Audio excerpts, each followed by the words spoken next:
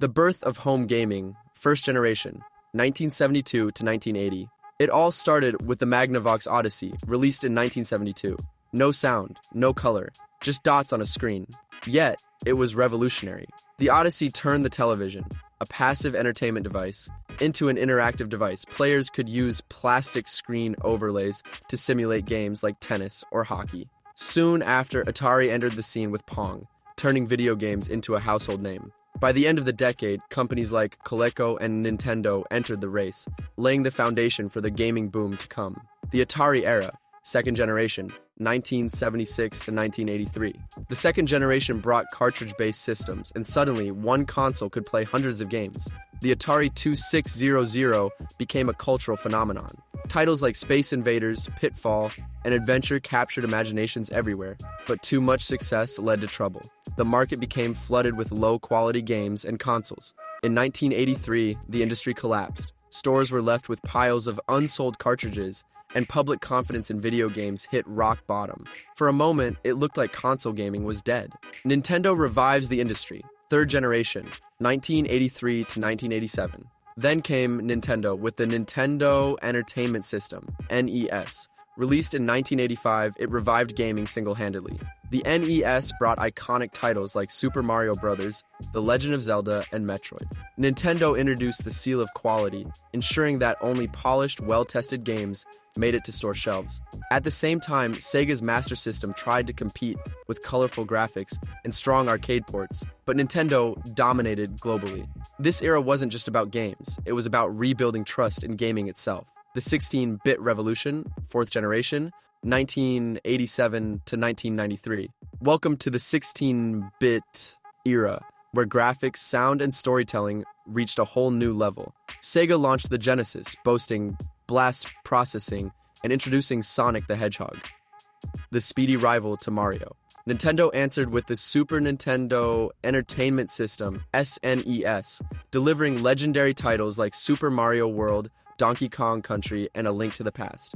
This was the console war era, Sega versus Nintendo, and it was fierce. Players argued endlessly over which system was better, while both companies pushed gaming technology forward. The leap to 3D, fifth generation, 1993 to 2000. The mid-1990s marked the transition from 2D sprites to full 3D environments. Sony entered the industry with the PlayStation, changing everything. CDs replaced cartridges, allowing larger and more complex games. Final Fantasy VII, Resident Evil, and Metal Gear Solid defined cinematic storytelling in gaming. Meanwhile, Nintendo launched the Nintendo 64, which gave players the first real taste of open-world gaming with Super Mario 64 and Zelda, Ocarina of Time. Sega's Saturn struggled, and Sony's dominance began to take shape. The multimedia era, sixth generation, 2000 to 2006. The year 2000 brought gaming into the multimedia age. Sony's PlayStation 2 wasn't just a console. It was a DVD player, a CD player, and the best-selling console in history. Microsoft joined the fight with the Xbox, introducing Halo, Combat Evolved, and Xbox Live, which changed how players connected forever.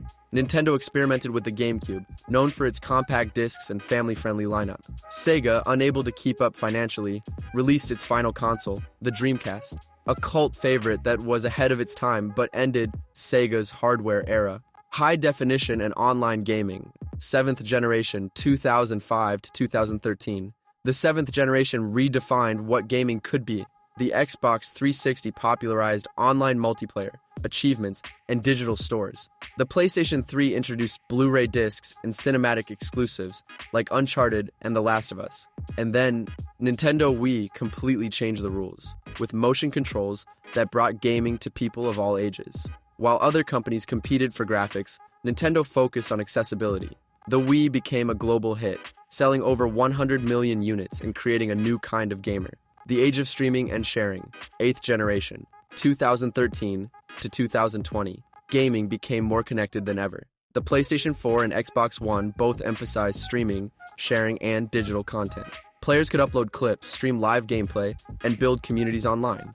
Meanwhile, Nintendo returned to innovation with the Nintendo Switch, a hybrid console that could seamlessly shift from handheld to docked play. It became a runaway success, with games like Breath of the Wild and Mario Odyssey redefining open-world design. This era also saw massive growth in esports and streaming, turning gaming into mainstream culture. The powerhouse era, ninth generation, 2020 to present. Enter the PlayStation 5 and Xbox Series X/S, two technological powerhouses that pushed gaming to the next level. They offered near-instant loading times, 4K visuals, and ray tracing that made virtual worlds feel alive. Cloud gaming also began to rise, with services like Xbox Cloud Gaming, GeForce Now, and Amazon Luna allowing players to stream games without expensive hardware. Nintendo's Switch OLED kept its hybrid legacy strong, while rumors of a next-gen Switch continue to build anticipation. The ninth generation isn't just about power, it's about convenience and connection. The portable revolution. While home consoles dominated the spotlight, handheld gaming quietly built its own legacy. From the Game Boy and Game Boy Advance to the Nintendo DS and 3DS, portable consoles brought gaming everywhere. Sony tried its hand with the PSP and PS Vita, both beloved but never quite matching Nintendo's success. Now, handheld gaming has evolved into devices like the Steam Deck and ROG Ally, blending PC performance with portability. In many ways, handheld gaming is the future, a bridge between console power and mobile flexibility, the forgotten and the failed. For every console that succeeded, a dozen failed. The Atari Jaguar, Philips CDI, 3DO, and Virtual Boy all promised innovation but collapsed under poor execution or bad timing. Even the ambitious Ouya, a micro console for indie developers, couldn't find an audience. These failures, though, shaped the industry, showing what not to do, and reminding everyone that innovation always carries risk. Sometimes failure is the price of progress. Cultural influence of consoles. Consoles aren't just machines, they're cultural touchstones. From childhood memories of Super Mario Bros. To late-night battles in Halo 3, consoles have defined generations, they've created shared experiences, fostered friendships, and even shaped careers in streaming, esports, and game development. Music, fashion, and film have all been influenced by gaming culture. Consoles aren't just technology, they're part of our identity. The future of console gaming. So what's next? Artificial intelligence is starting to enhance game design, personalization, and even story generation. Virtual reality continues to grow, with devices like the PSVR2 and Meta Quest leading the way. Meanwhile, subscription services like Game Pass and PlayStation Plus hint at a future where you don't buy games, you stream them, like Netflix. Cloud computing might soon make consoles optional, but one thing will always remain: the joy of picking up a controller and diving into another world. From the blocky pixels of Pong to the lifelike worlds of Elden Ring and Spider-Man 2, console gaming has come a long way, each generation built on the last, shaping not just games, but culture itself. So whether you grew up with an Atari joystick, a PlayStation controller, or a Switch in your hands, you're part of this story. If you love this trip through gaming history, hit like, subscribe, and let me know in the comments which console generation defined your childhood.